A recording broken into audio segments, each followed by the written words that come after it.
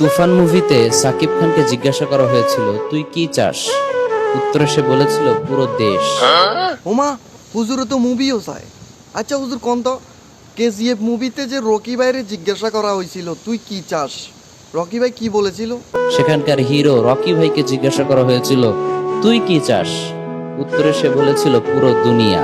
বিশ্বাস করেন খাজুর অনাতুক্য, বিশ্বাস করেন হুজুর, আমাকে যদি কেউ বলে তুই কি চাস, তাহলে আমি বলতাম ডপ মারানির পুতরে পৃথিবী থেকে ড্রপ করতে চাই।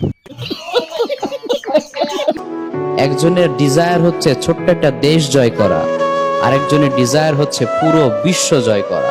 আপনি কি চান হুজুর, আপনার চাওয়া কি?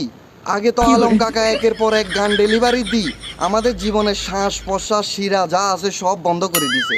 তারপরে আইসেন আপনি ডপ মারানির ফুট, আপনি আইসা একের পর এক যেভাবে মেসেজ ড্রপ করতেছেন, একদিন দেখা যাবে আমাদেরকে পৃথিবী থেকে ড্রপ করে দিছেন আপনি।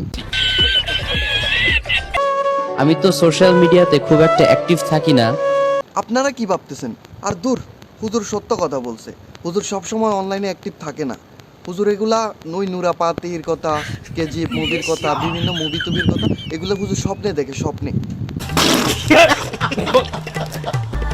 শালার আমরা স্বপ্ন দেখি কি আকাশ থেকে পড়ে যাইতে আছি, কেউ পিছন দিক থেকে দৌড়াইতে আছে, ভূত পেতনি। আর দেখেন হুজুরের স্বপ্ন কত ভয়ঙ্কর।